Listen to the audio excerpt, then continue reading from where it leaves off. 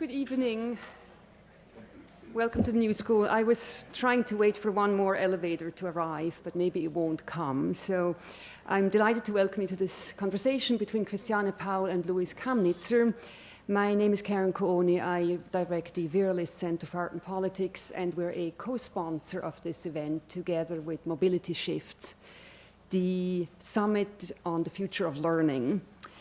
The conversation tonight is presented as part of the summit, but also on occasion of the exhibition, the assignment book, which is presented at the Aronson Gallery at Parsons, and brings together the exhibition and, I think, our conversation tonight, two main strands of pursuit or of interest that have dominated what's happening at the new school and at what is happening at the Viralis Center for the last few weeks. First of all, there's, of course, education. And I would just like to briefly point to one subheading of the Mobility Shifts Summit, which is also defined as imagining the school of tomorrow through the lens of informal learning networks and new institutionalism. And of course, Luis Camnitzer has established such informal learning networks long ago. You have a fairly detailed biography of his in the program. But I just want to point out that he has engaged in these informal networks, whether through an emphasis on how the work is being read by viewers or gallery goers, whether through the creation of collective and collaborative production centers, such as artists run workshops, for instance, the New York Graphic Workshop, which he co-founded with a couple of other artists in, I think, 1974, 66. 65. Okay. You were also the curator of the legendary viewing program at the Drawing Center in New York City, where viewing the portfolio submitted by artists in their presence became much more than simply a screening device, but a real learning opportunity for the artists. And then, of course, currently you're the pedagogical advisor for the Patricia Phelps de Cisnero collection. The other focus is on things and matter and objects, and that's what the Viralis Center at the New School pursues and is currently pursuing in a number of public events. That also, I think, is very present in the exhibition, The Assignment, where the charges to students are anchored by objects and come with sentences or invitations such as, "The three states of matter are solid, liquid, and gas. Describe the implications of a liquid sky." Tonight, we're privileged to have Christiane Paul with us, who is, of course, a highly esteemed curator, active at the Whitney Museum as the adjunct curator for new media art. And she's also associate professor here at the New School and director of the graduate programs in new media. So it'd be interesting to hear the two of them about learning opportunities, informal networks, self-organized, collaborative practices that are, I imagine the conversation will touch on that, still anchored on specific spaces and actual objects. So help me please in welcoming the two of them who will take these two seats. Thanks.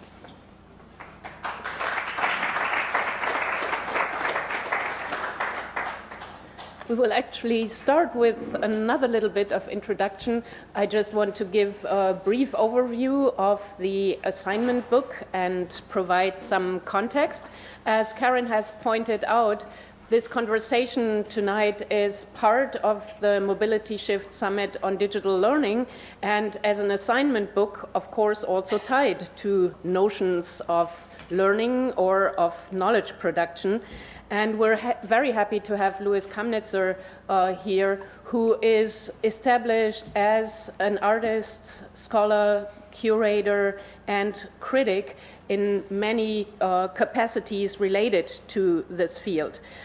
He has authored 3 books: New Art of Cuba, Conceptualism in Latin American Art, and on art, artists, Latin America, and other utopias. And I think part of what he has covered in these books will also filter into our conversation. Luis Camnitzer is very well known for his conceptual works, and as a lot of conceptual artists, The work has been to some extent linguistically driven. Here, just one example.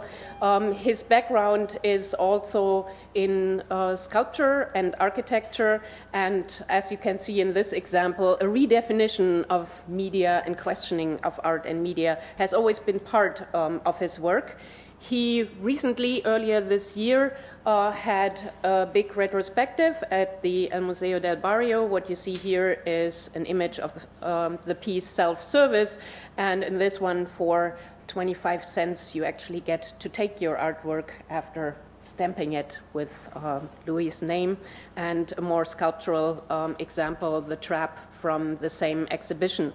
I also hope that we will get a chance to talk a little bit about earlier work that I see as related to the assignment book, such as the last book, here an image from the work at the public library, and in a more tangential way, projects such as the Hall of Mirrors. I don't know how many of you have seen the exhibition in the Aronson galleries. So the project, the assignment book, has a physical manifestation in the gallery space, similar to a blog. We're inviting people's responses. So what you will find in the gallery is a lot of notes sticking to the walls and responding to the assignments.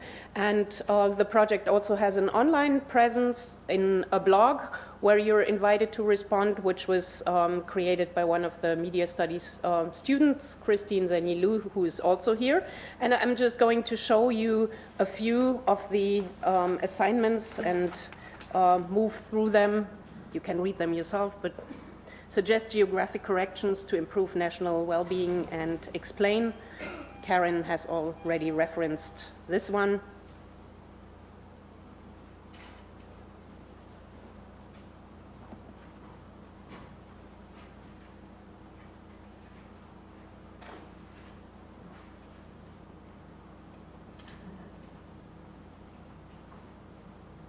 I'm not going to go through all of them, but just give you a few examples here. Presented with this evidence, prove or disprove the existence of God, and as someone put it, the rectangular border of one is versus another. The indefinite and limitless other must prove the existence of a non-existent God, which I thought was a very smart response to this assignment. And of course, you can visit all of these assignments at home by yourself. Suggest geographic corrections to improve national well-being and explain.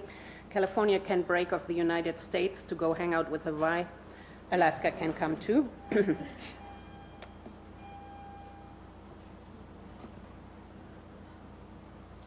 Write the biography of an idea. Ought to, must, could, and would be one way of approaching it. Louis and I were just talking about one of the responses in the gallery, which says, I'm paraphrasing it, the visuals aren't very good. This is not how a vase came about. And we both were trying to figure out whether that was tongue-in-cheek or an actual response to the project. And I'm just going to show you one more example. Analyzed this statement a long time ago. The US built the Great Wall to confine China. Borders and borderlands are perspectives of space that may exist if the individual living on the other side of the wall acknowledges its existence. And I'm just going to quote a few more from the gallery space. One person posted on the wall, are we analyzing the statement or the statement's ideological vector? Another one just said, it's sticky. And another one posted, to a long workout. And yet another one, until now, exclamation mark. So these just as examples of responses to the assignment book. And we'll start our conversation now. And I would actually like to go from the specific to the general, touching of many of the, on many of the aspects that Karen has already mentioned. Thank you.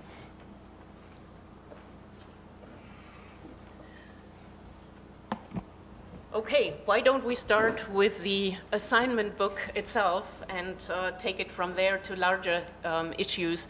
What motivated you in particular to do this project in its participatory way as part of this conference?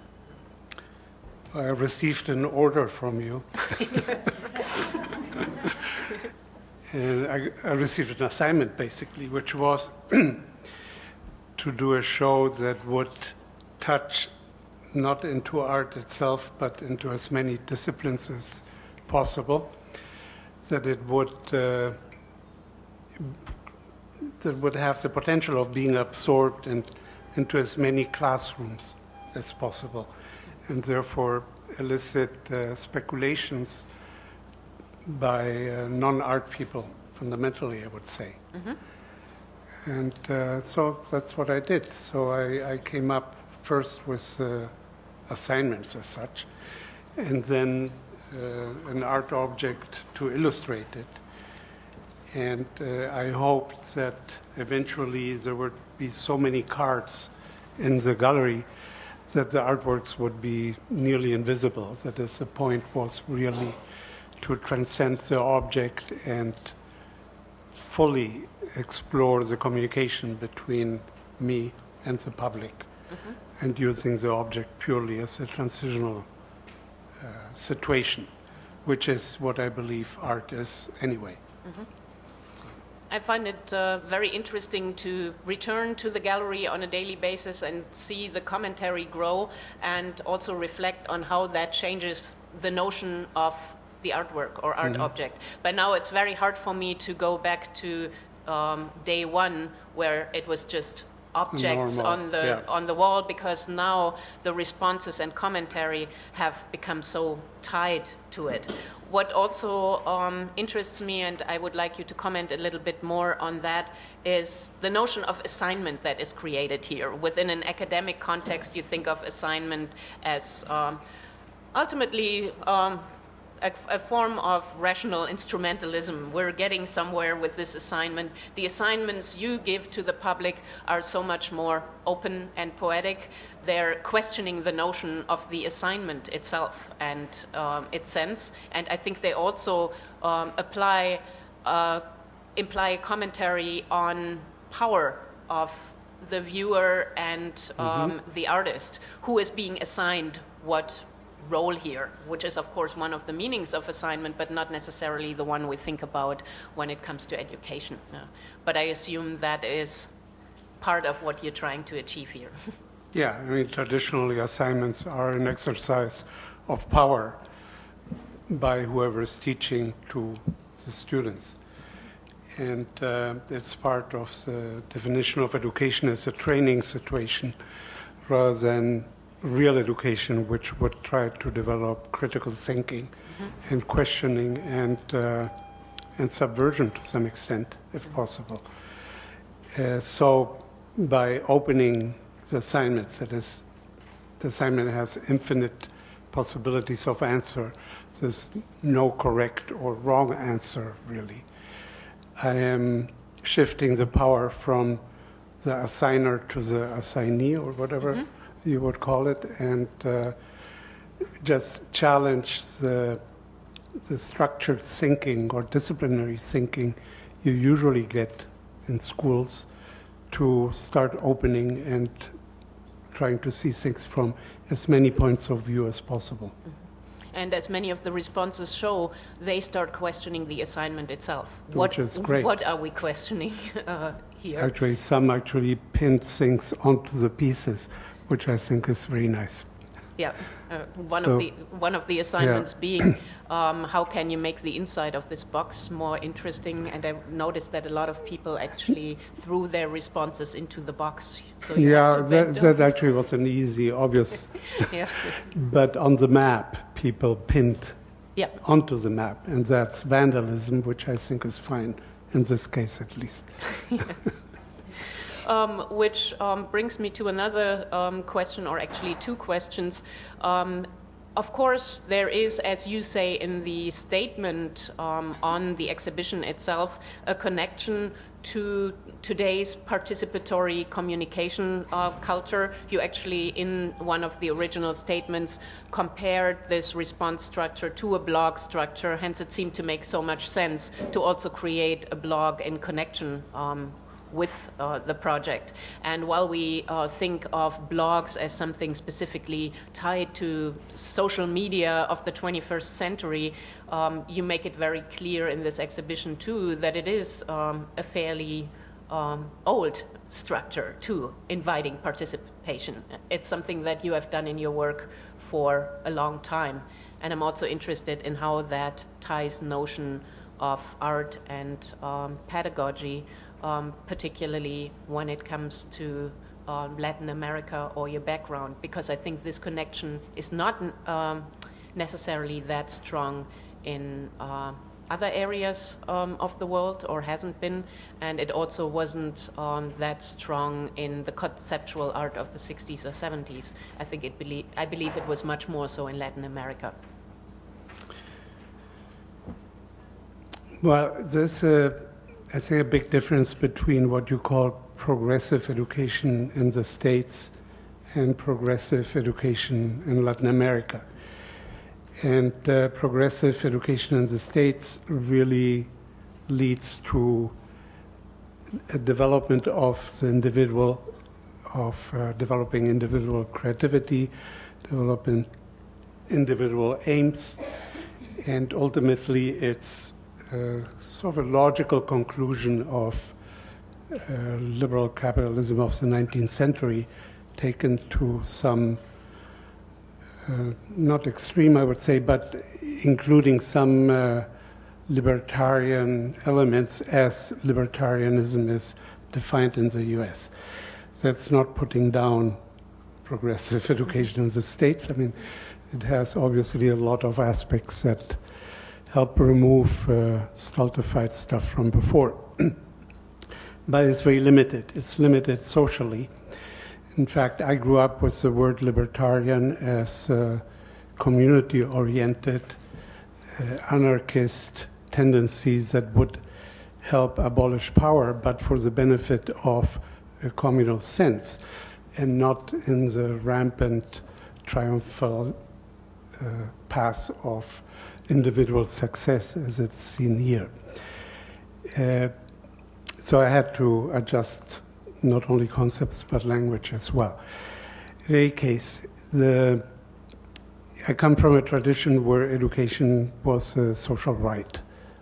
We assumed that education was like breathing, we didn't have to pay a penny, and just were educated.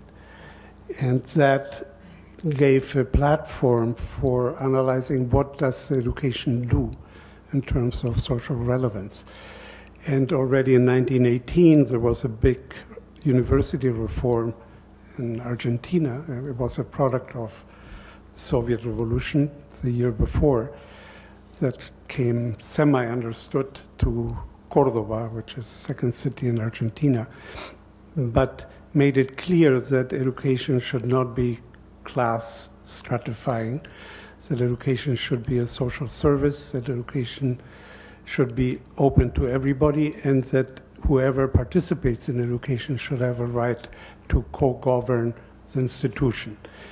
And therefore, the big aim was to have a third student representation, a third alumni representation, and a third faculty representation. And that committee would determine what a university does. That movement spread within 5 years, basically all over Latin America. And then it took about another 50 years to reach the US and Europe, which is what happened in '68. So we have like a long history in this that led also students to have a class consciousness. It was sort of a fourth class. You had proletarian, middle class, upper class, and student body. And the students knew that as soon as they graduate, they would become corrupt. We had enough examples. Most of people in government have been student leaders at some point.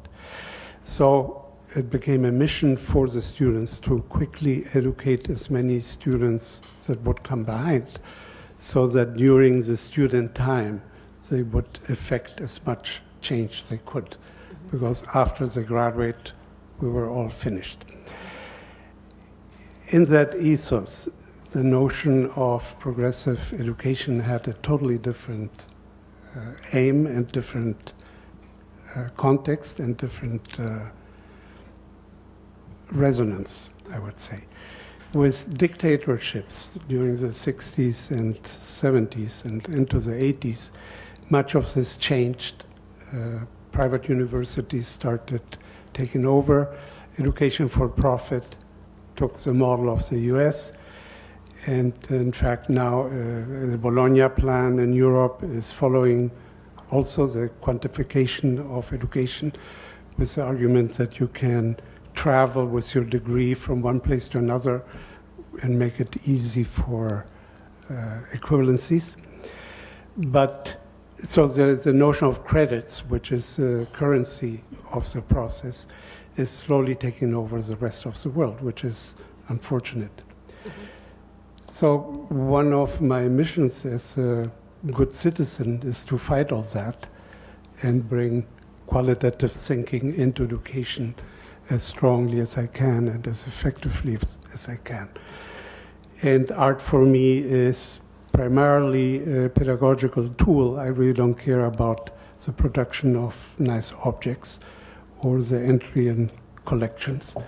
I mean, I appreciate the money that comes in after half a century of not coming in, but that's not the point. The point is that those objects are corridors of communication in which I scream through them one way or another in a manipulative way so that it doesn't sound like screaming. But the point really is, what does it unleash in the person on the other end? And ideally, what does the person at the other end tell me back? That becomes very difficult with traditional art, and in that sense, this experiment, which is a first for me, is great. I am establishing the corridor so that it can be traveled both ways, and it seems to work. I haven't read the blog yet. Answers to the blog seem much more sophisticated. I will have trouble decoding them, but I will try. But it seems to work, and I'm very satisfied. People have more time to respond. I think that makes for yeah. the sophistication of the comment.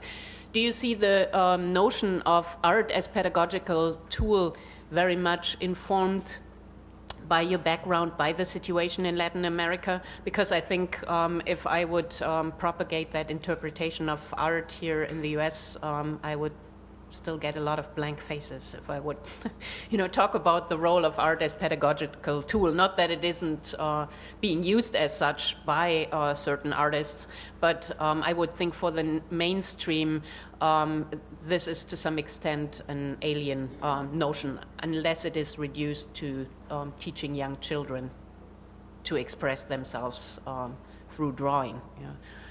Do you see it as a more personal notion or political notion coming out of your background? No, it definitely is political, but I think it's conditioned by my own evolution. In any case, I think the expressive part of art is the least interesting one. It's good for therapy, it's good for self-gratification, and good for narcissism, and not of much social use. So for me, it's a matter of what does it do ethically, and how do I strategize to bring that ethic across. And in my case, I use art to do that. But it's that order of thinking. So art is the third least important level in this, and it's more a biographical accident than a true choice. But I went to art school when I was 16. At that time, the art school in Uruguay was secondary level, so you only needed to have some high school to be accepted. And it was modeled after the French Academy of the 19th century. I was very good at copying Roman busts and got very good grades with that, and very quickly resented it as a waste of time, correctly so. And So with my generation started to think, how do we change this institution? How do we make it socially relevant? It was very fashionable in the 50s, at least in South America, to think of art as a weapon to change society, which was rather naive, but we did believe it. And so we striked. We took over the school. We occupied the school. We kicked out the faculty, and we changed the curriculum, something that today wouldn't work very well. In that process, my own education was about institution building rather than teaching. I didn't know if I would like to teach or not, and by accident I ended up teaching. And I saw the merits of it. In fact, I started to be conceptual in my teaching way before I became a conceptualist in art. And it's like I wasn't listening to myself, basically, in that process. But the art making and the pedagogical thinking were hand in hand. And I think that conceptualism in Latin America can only be understood if you understand the parallel manifestations, which were a theology of liberation, which were teaching as seen by Paulo Freire. There were and certain poetry, certain participatory poetry, and participatory art that was not conceptualist like the group of Le Parc and so on, which was very much politically concerned on how to communicate with the public. So all that gives a much broader picture of art making or of creativity than the formalism that ruled hegemonic art, which was much more concerned with how does it look, how do we slowly take away whatever is not needed in the looks, and ultimately how do we get to the soul or spirit of art, which is a little bit obscurantist in terms of search of a better society. So I think all that has to be thrown into my personal equation, which is not a general statement. I cannot totally apply it to everybody else, just to some. You have often said about your work, at least, that all art is political for you because it works for or in the context of social change, no matter how that is applied. Whenever I go to conferences about activist art or that talk about activist practices, the question that comes up each time is, what are really the possibilities for artistic agency? No artwork ever changes the world. Can art really be a tool for social change? And artists here, particularly young artists, are very often questioning their agency. I would like to get your take on it, and also I think you have talked about the corruption of art as a tool, at least at certain points in history. And what chances do you see for art as tool for social change today?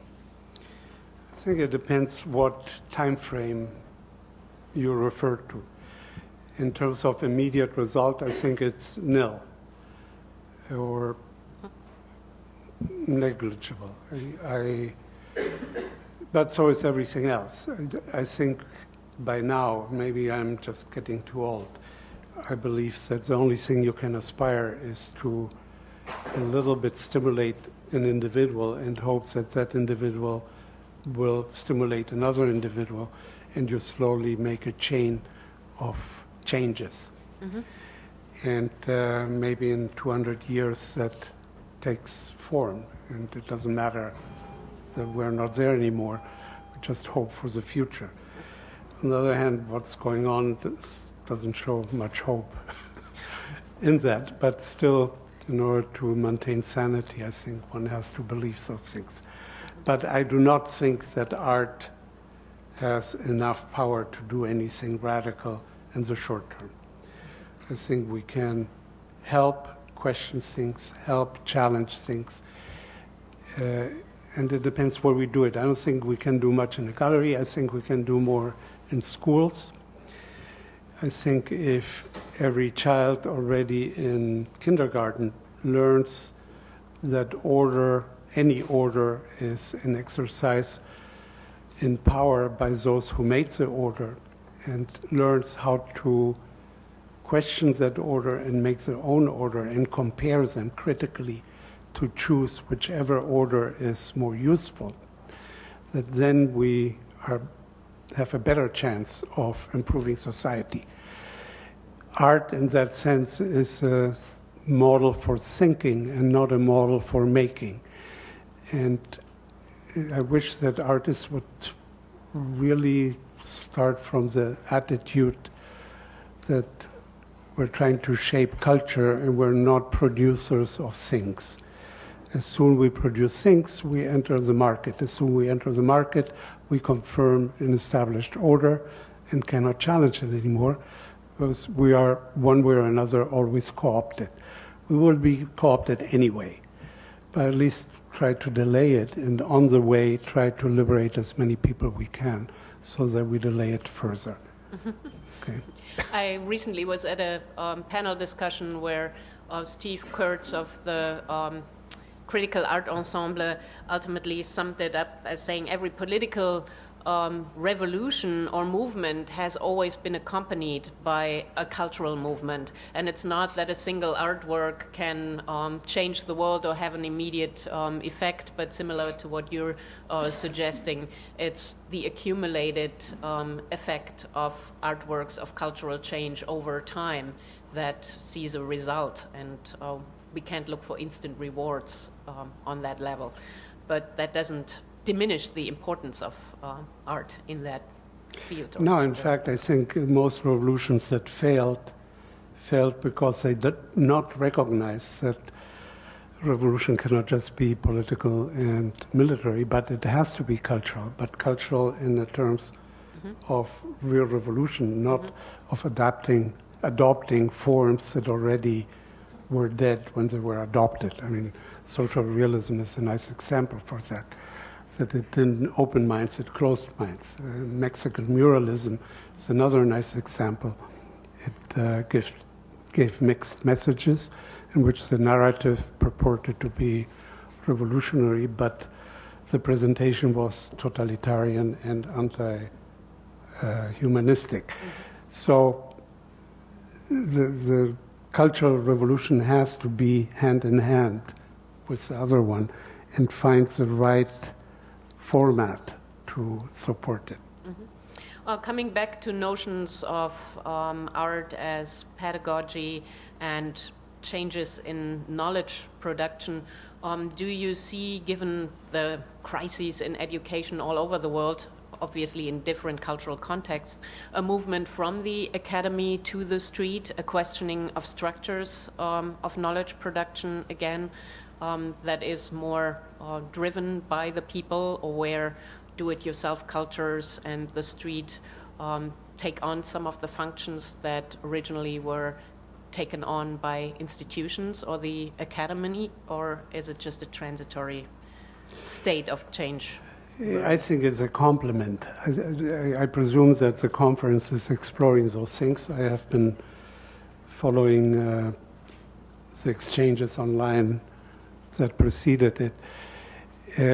I don't think it's a substitute. I think I'm not in favor of abolishing universities. I'm only in favor of changing them radically and of making them free for the students, instead of having to shell out $250,000 for a degree and or less, but then be in another social class. I mean, the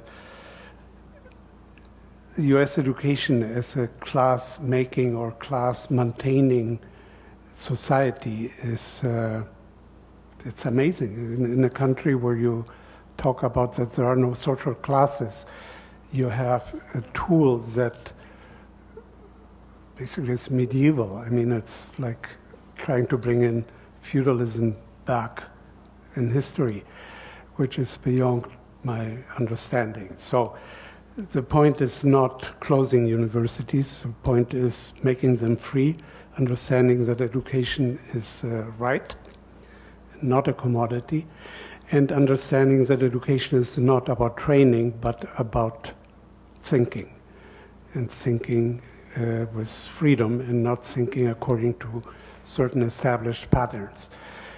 And I think that's the main fight. I don't think that the do-it-yourself system can ever be rigorous enough, to be honest, to take the place of, but it's useful to help and to broaden the perspective. Yeah.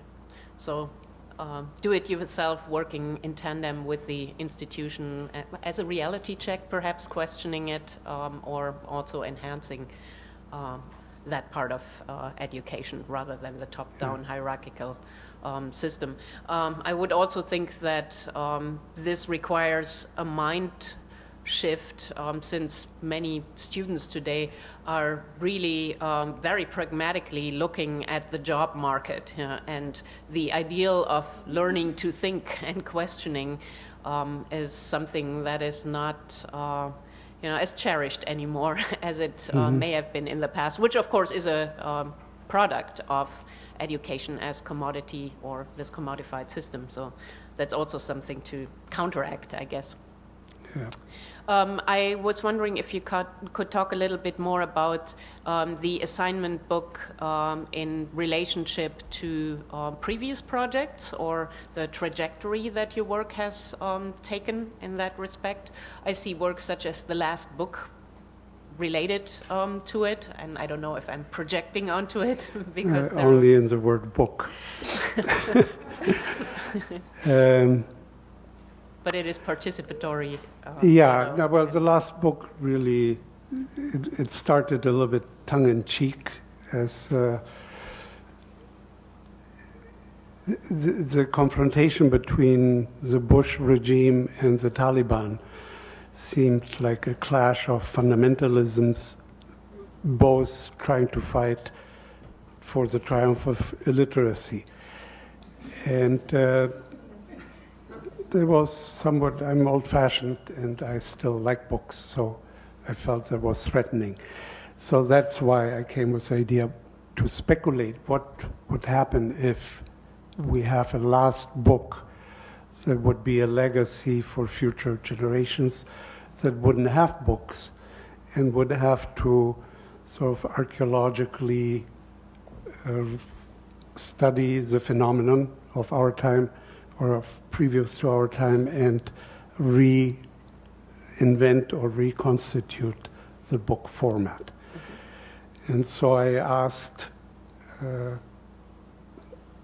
friends mostly to submit, and that went, I wouldn't say viral, but I got like 750 contributions, which is much more than I expected, and from all over the place, from Thailand, from India, from Nepal, from Africa, I mean all over the place. I don't know how they found out.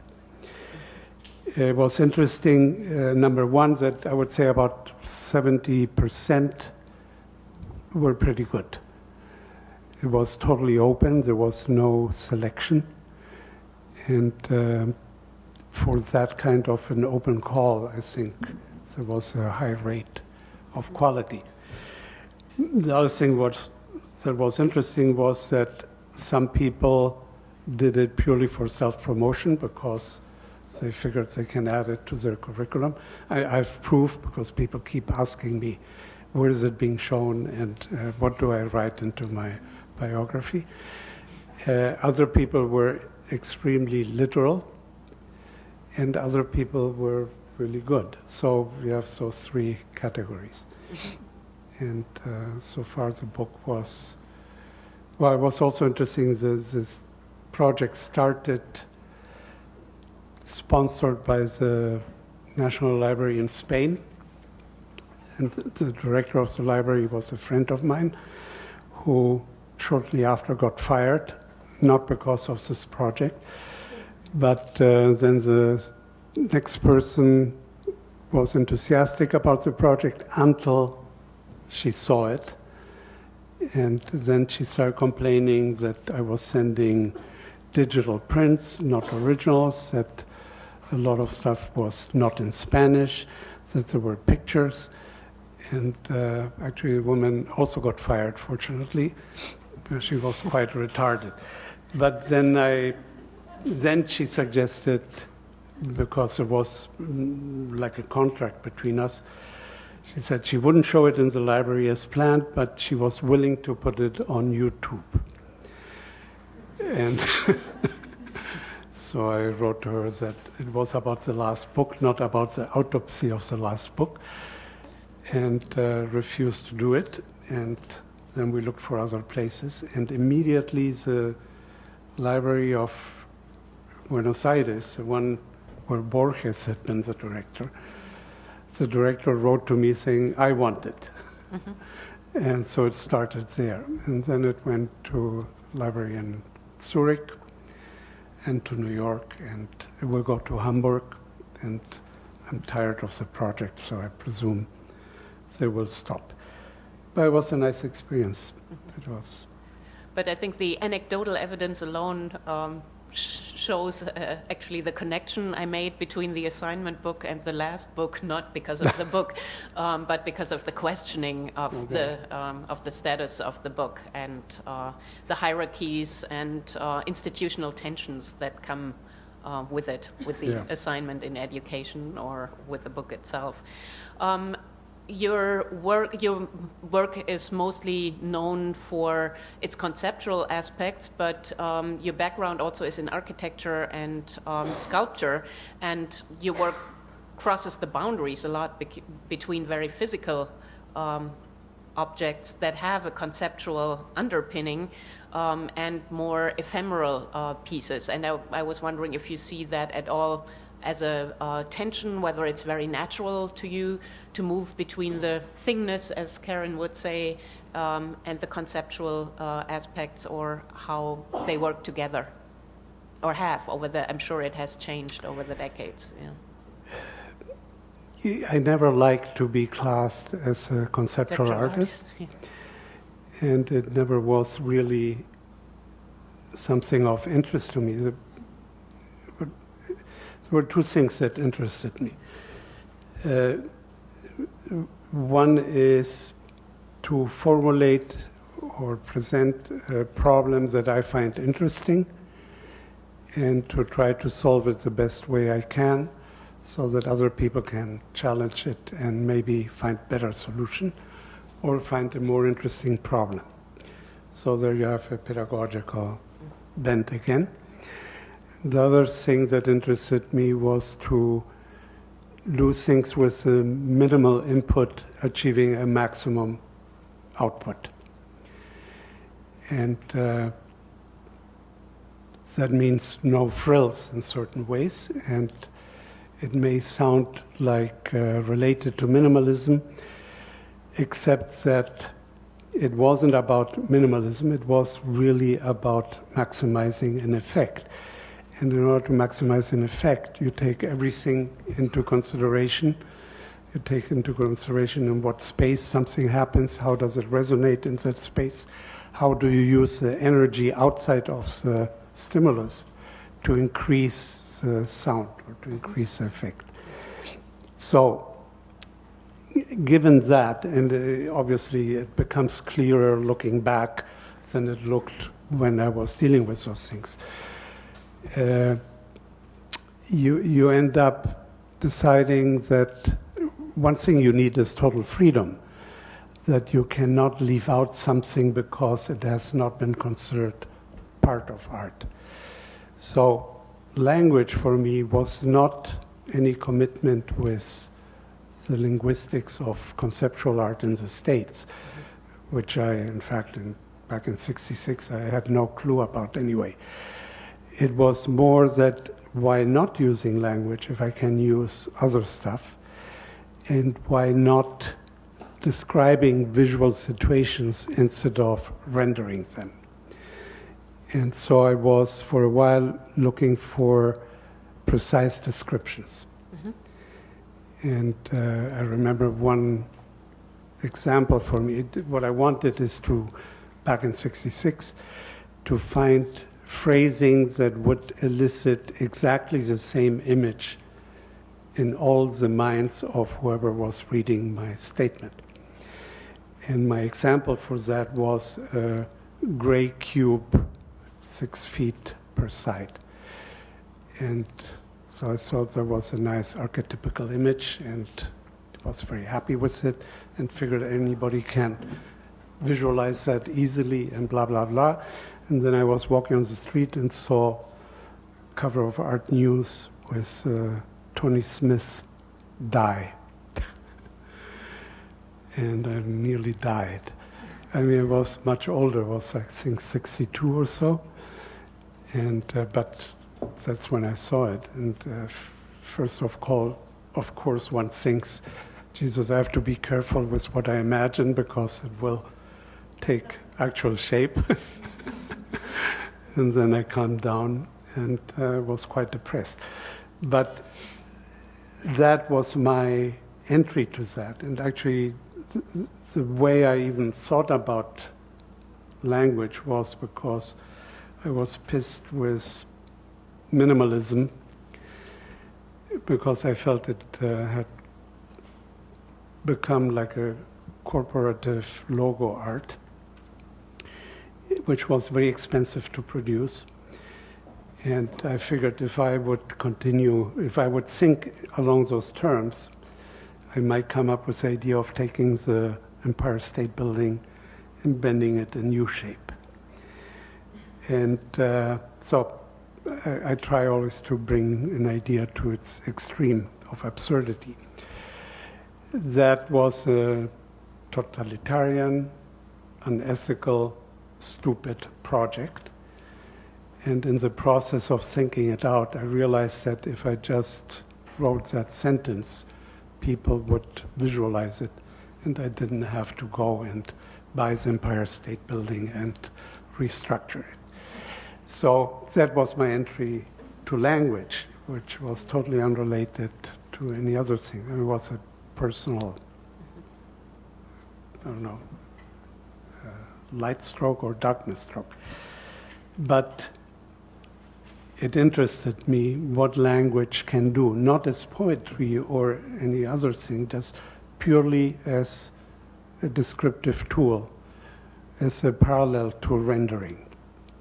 I even thought about social realism in writing, but in visual writing.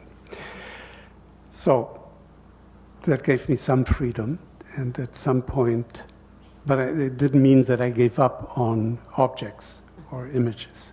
Just temporarily, I dealt with that. Mm-hmm. And I always kept the door open, and still have it open. Yeah. I want to open it up to questions soon, but before we do that, I just want to touch upon a few more issues that seem to be so central to your work, and that is the fact you were German-born, you lived in Uruguay, came to the United States in '64, and due to political circumstances got trapped here. Yes.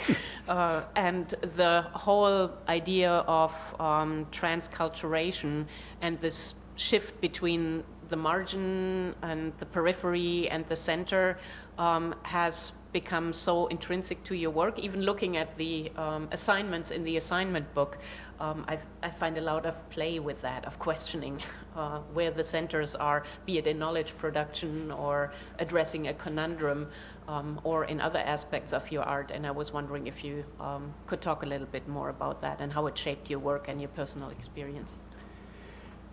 Well, I was a year old when we left Germany, so I don't feel much connection with Germany. And I went to study in '57, I was 19, because there was basically there was a fellowship for two fellowships for university students who were fluent in German.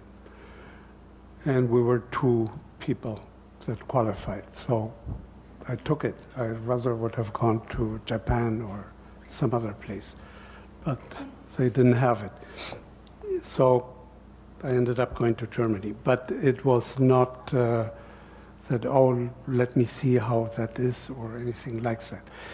And I grew up bilingual, which I don't regret, because my parents, after long deliberation, decided instead of forget about Germany or German, it would be better if the kid knows 2 languages, so I learned it. But there wasn't much more than that.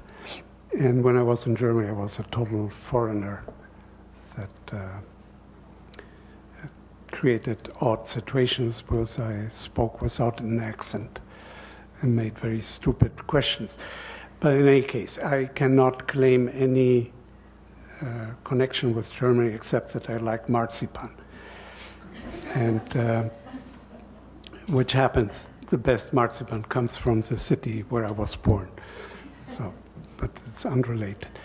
The Uruguayan question is more dramatic. I mean, I don't think that the place where you're born has any genetic impact. Apparently, a lot of people feel that it does, that if you're born in China, well, China's a bad example, but let's say if you're born in Italy, you suddenly have Italy flowing through your blood. And I don't believe that. I think citizenship is a matter of choice and a matter of where you're educated, where did you learn how to think, what smells that impact you, what sounds that impact you. Like I still remember the numbers of the buses, which had a particular design in Uruguay.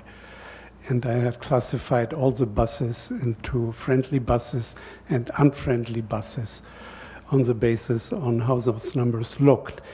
And that had probably a much bigger impact on my frame of mind than many other things. So I'm still, although I'm physically here, I'm still living in Uruguay. And I really mean it. I mean, I read Uruguayan papers every day on the web and am very much aware of what's going on. And I go back as often as I can. At the same time, my life went in one direction, and the life of people in Uruguay went into a different direction. I mean, they suffered a horrid dictatorship, which I only witnessed from outside.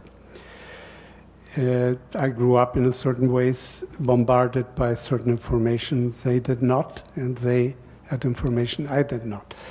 So, in final analysis, I am still living in Uruguay, but it's Uruguay of the late 50s and early 60s, and it doesn't exist anymore. And that, I think, is symptomatic for anybody living in exile who does not assimilate into the new environment. And assimilation into a new environment is dicey anyway. I never will forget Kissinger speaking English. That is, you try to take the new language, but you keep the old accent and cannot get rid of it. And in fact, I have some German accent in my English, and that happened because my father wanted me to learn English. The cheapest way to do that was asking a friend of his who had taught languages in Germany to teach me. And so he taught me English with a German accent, and I'm stuck with it. So that's another, I guess, German leftover. But there is something that I call Spanglish art, which is when you do art that is still rooted in the place you came from, and it's not fully there in the place you arrived at. So it's somewhere in between, and ultimately only those people that had a similar trajectory are your true public. and the other public is somewhat removed, more or less. That is, there are tacit understandings that do not resonate with the public. And there's something I call archaeological gaze, which is when you look at something you don't fully understand and then start projecting your own culture onto it. So if you look at African art, which I at least don't have a clue about, but I like it very much, I'm very aware that what I'm doing is just enjoying what I put into it without knowing why that mask exists or what it did, or did it satisfy any aesthetic need that I can understand. So to a lesser degree, I think that happens with all art, and that we're really facing dialects in art, which although they may have the same etymological root or linguistic root, are not fully accessible if you're not within those tacit understandings. And that's where I am. And that also seems to be, to me, very tied into the pedagogical aspect of it. I mean, the crossing between different cultures, between languages, and questioning those systems of communication, I think, are intrinsic questions to pedagogical frameworks, to cultural contexts, linguistic contexts, in knowledge production. Yeah. And I think we'll end it here and opening up to the public. We're recording the conversation, so you would need to use the microphones. Just raise your hand and I'll pass it to you. If anyone has a question.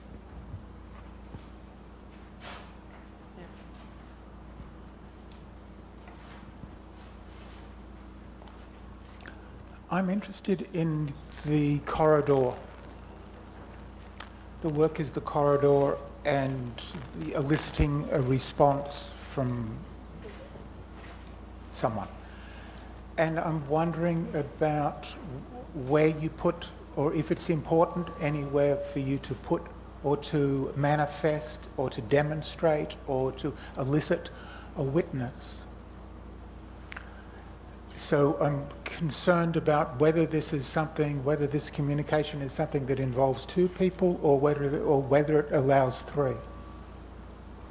Or whether what? It allows or generates three or third, and whether the third is either a witness, what we might think of as a witness in some definition of justice, or if the work could be conceived as a witness.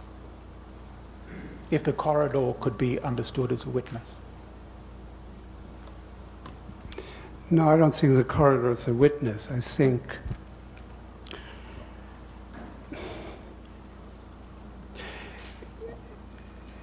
basically, I think you can use as a metaphor for a piece of art, the way I understand it, at least in my own, is that I establish rules of a game, which are then played.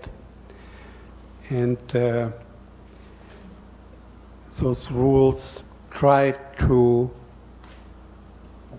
have it evolve one way or another, and not in other ways. So in that sense, as an artist, I'm manipulating the viewer, okay?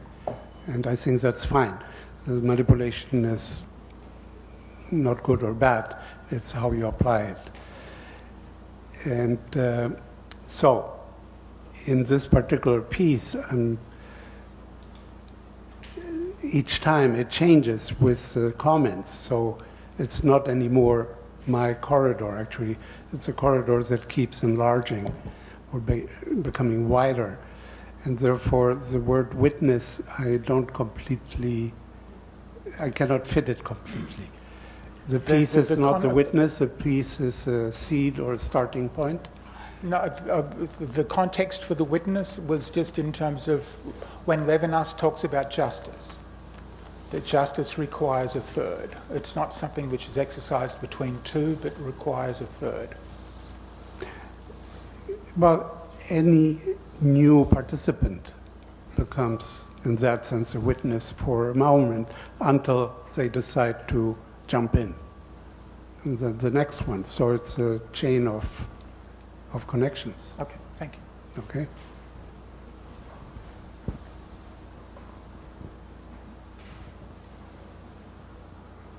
Hi. I have a very practical sort of follow-up question that won't be stated as elegantly. But with a lot of students and younger artists that are engaged with a form of social practice, when they are making participatory artwork, often a question is what to do with sort of what results or what precipitates out of the exchange. And I'm wondering, because I'm not firm in an opinion. And on the one hand, I don't want to see an outcome or an object that resembles the logic of an annual report. And on the other hand, I think that there is a potential in gathering what results, because what results might be mobile in terms of being able to be seen by other audiences or other crowds. This accumulation might have a potential beyond the site of exhibition. And so I'm wondering whether or not it's important to you to gather the information that results and to make it available in some other iteration. I would like to keep the cards after the show is over for my own enjoyment.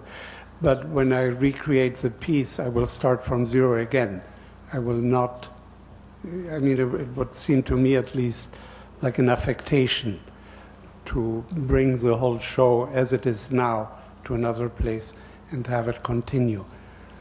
I have to think about it, but in this moment at least I don't like the idea. But I am recording it, I'm documenting it, and but I think each time I would start from the beginning. And I also think there's a difference between the physical and the online, because I guess we wouldn't take the blog contents down. Right. You know, Yeah. Those would stay up there because it's a different medium that calls for a different interaction. So in that case, the accumulation of the documentation Well, the problem has is a I haven't different looked at status. the blog yet, Yeah. so I haven't thought about it. But yeah, that's a good point.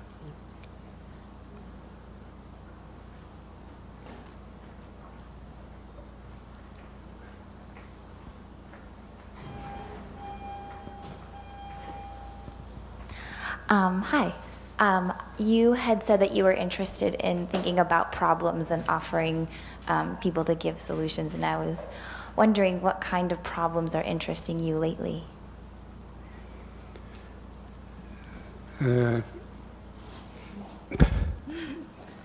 Actually. There's any problem that seems to further knowledge. And in that sense, it's not just social action I expect from a work of art. I expect expansion or moving the frontiers of knowledge. So what we would call mystery is actually something that interests me because it's part of what we don't know. And I would like to incorporate it. And I'm aware that once I incorporate it, it stops being mysterious, but that forces me to go on and push further. So there's a lot of stuff that is called art today that is equal to social service, which I don't mind. I think art should be social service anyway. But I do mind that it only has one level of interpretation and that it doesn't teach me anything I didn't know beforehand. I agree. I wasn't thinking so much as social problems. I think I was thinking more like in terms of a design problem or a situation or a collection of situations.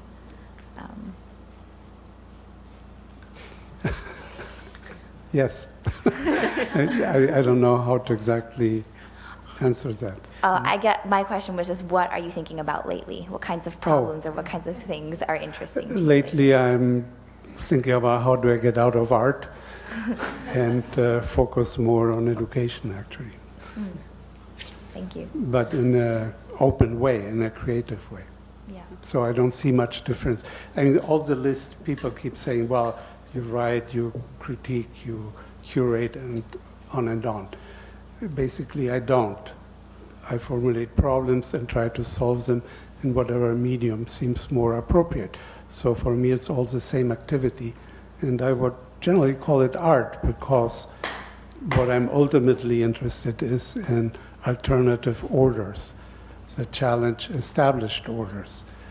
And you cannot reduce yourself to a certain limited craft. So I don't believe in painting, I don't believe in sculpture, I don't believe in knitting. I believe in all of them if they're useful for what I want to do. And there's where art education is a disaster. It's really craft education.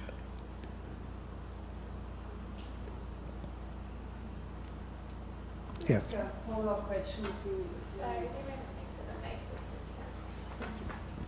Just want to follow up on the topic of thingness, forgive me.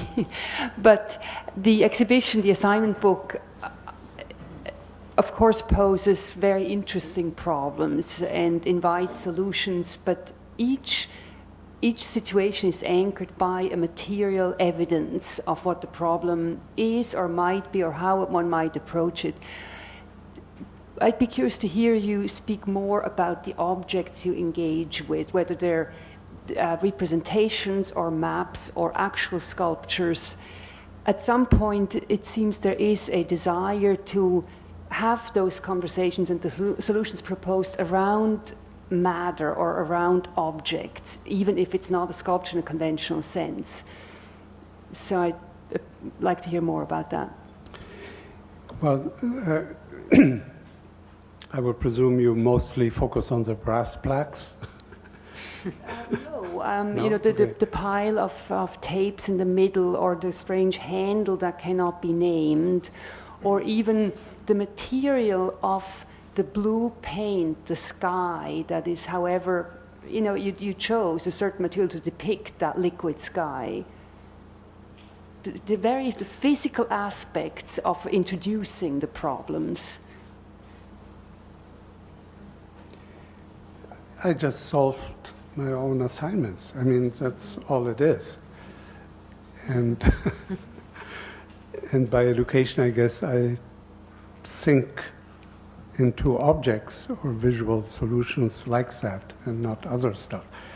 But the brass plaques still are a good symptom for this, but they were tongue-in-cheek.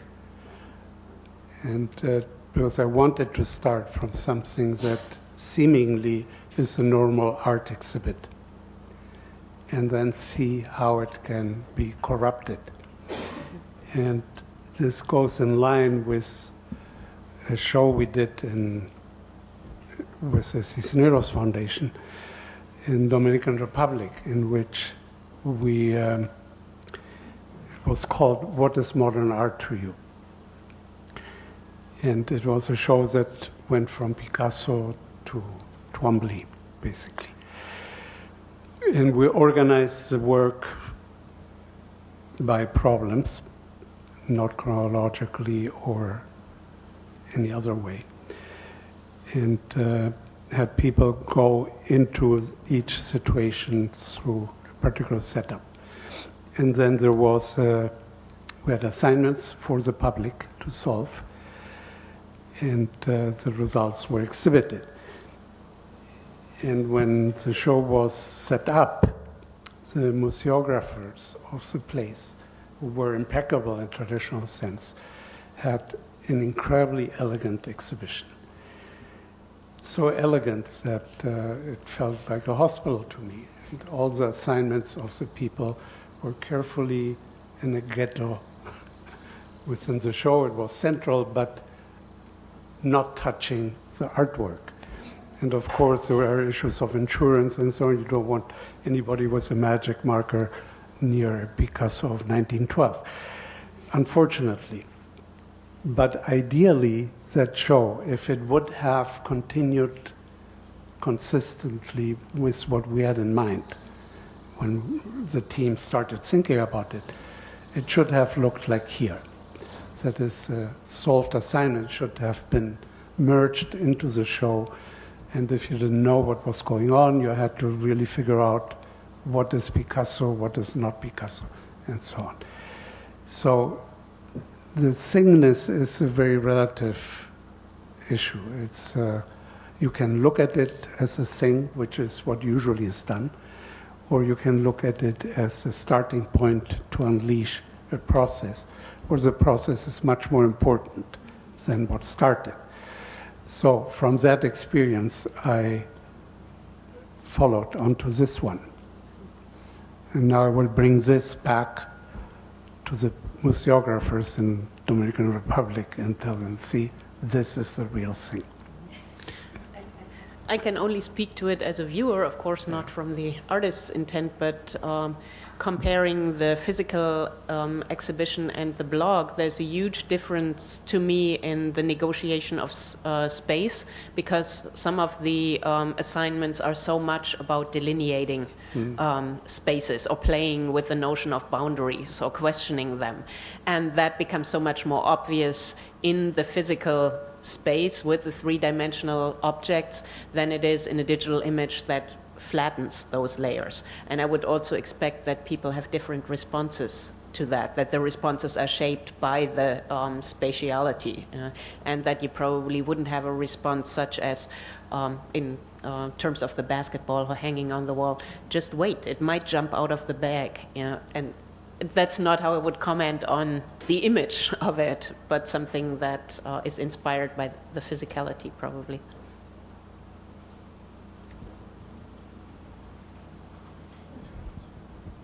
Let me ask a question about pedagogy again, because you were defining pedagogy in terms of teaching. I mean, maybe I should ask you to define pedagogy briefly. What do you mean by pedagogy? I mean, is it the teaching of information, or... It's a trick question. Sorry. No, it's not. I mean, ideally, I would prohibit the word teaching. And I think both a good teacher and a good artist should aim at becoming unnecessary. So it's not about providing information, but it's about enabling people to access information on their own. And that applies as much to what we call education as it applies to art. So as an educator in a normal university, I'm an intermediary at best. At worst, I'm the holder of the money and dole it out at my criteria.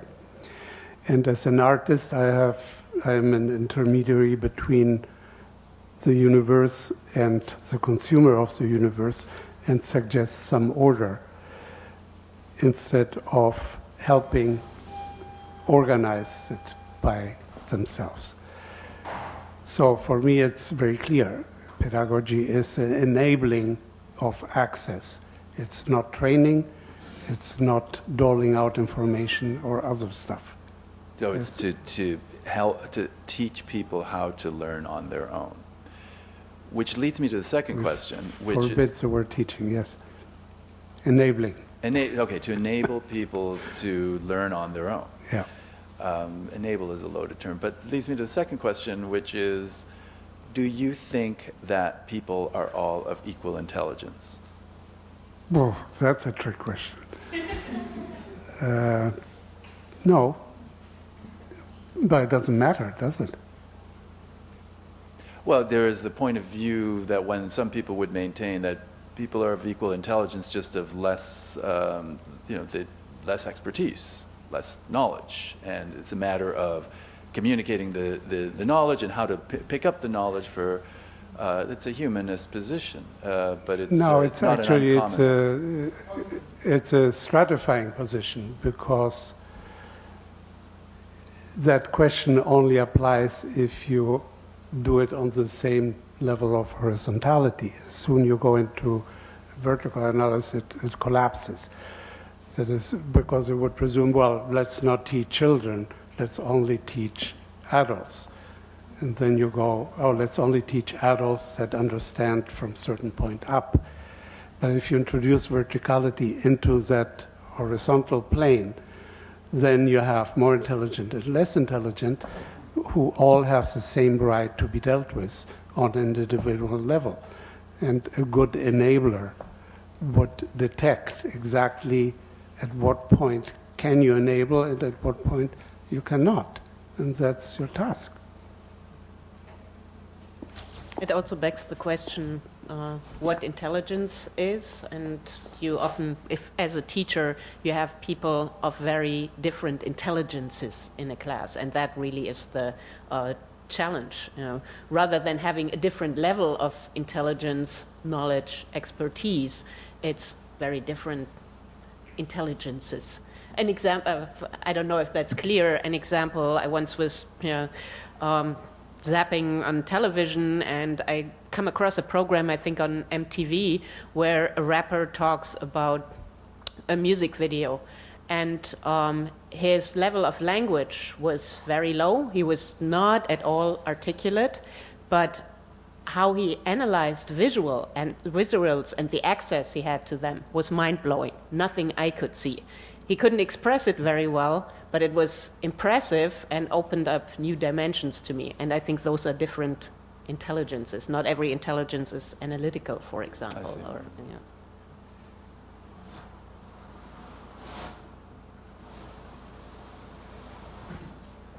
Can you pass this back? I was very interested in your description of your work as attempting to input something very minimal for an effect that is very maximal. And to me, when I was looking at your exhibition, I was thinking about the fact that in a way you are suggesting something that's akin to a sort of event score. And I think of someone like George Brecht and Robert Filiu. And I wonder if you share with them an interest also in using that strategy as an impetus to imaginative thought, as opposed to, when you describe your work in terms of the social, but I actually very much had a response that was more unleashing a sort of imaginative field. Yeah, I think that's fine. I'm not, the wider the scope, the better. I'm not trying to reduce it. And in that sense, the assignments try to be absurd and not rational, or they seemingly are rational, but they're not. And there are conundrums more than anything else that force you to explode, hopefully, your mind. I once gave, actually as an assignment to my students, to do something, minimum input, maximum output.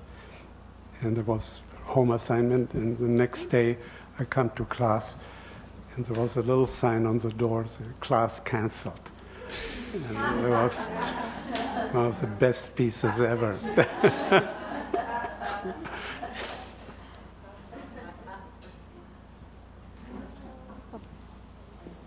Any other questions?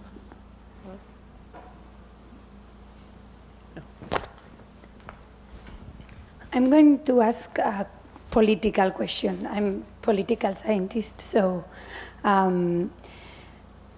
what you do with your work, for me, is democratization of the art and democratization of education and democratization of knowledge, which I personally value very much.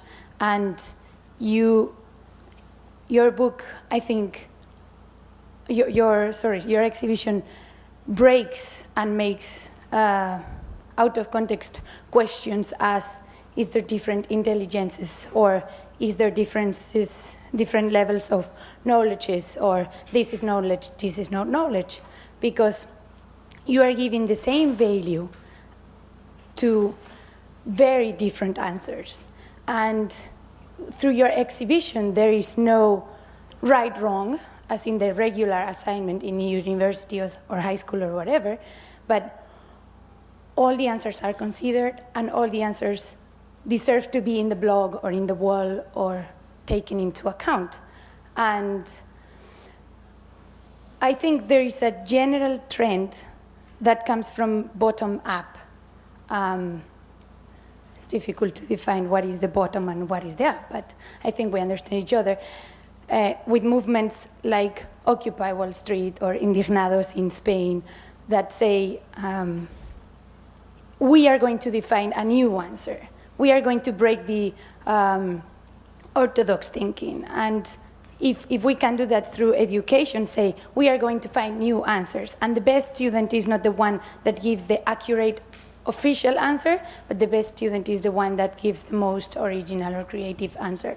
I think that's the real democratization, because as you said at the beginning of your speech, or one of the answers, is that there is a class creation through educational system, because some of the citizens have the access to the good knowledge and some don't. So if we agree that every knowledge is good knowledge, depending on the purpose it is made of, then everybody has the knowledge that make you a good worker and a good citizen or whatever. So I was wondering if you think through these artistic movements, through these social movements, if all those movements are diminishing the role of the state, how do you see the state in the future, the government and the state per se? Do you see it as, because you said, and I totally agree, there is a right to education, and rights are so far provided by the state, but I see movements that are diminishing the importance of the state. How do you solve that question? I know it's a question for a political sciences teacher, but artists are more creative, and I'm tired of teachers, so I would like to know your opinion. I don't think the movement is actually against the state or the government. It's about a corrupt government, or a government that represents interests that are not the interests of the people. And it seems sort of absurd, let's say, the Tea Party, that wants to erase government, but still expects that through some miracle streets will be kept clean and in repair, and that a lot of services that are part of the government's function will continue functioning. So that seems rather thoughtless as an enterprise. So I don't believe in pretty much any government as it is today. But the concept of structure that serves the people in an organized, rigorous, uncorrupted, and generous way, I think is the way to go. Unless we live in very small communities which would have their own rules to function accordingly. But since we have nation states of some dimensions that are much too big and much too arbitrary, we have to find some other solution, and government seems to be. Okay. Anything else? I think we'll just end it here and can continue the conversation in person. Thank you very much. Thank you.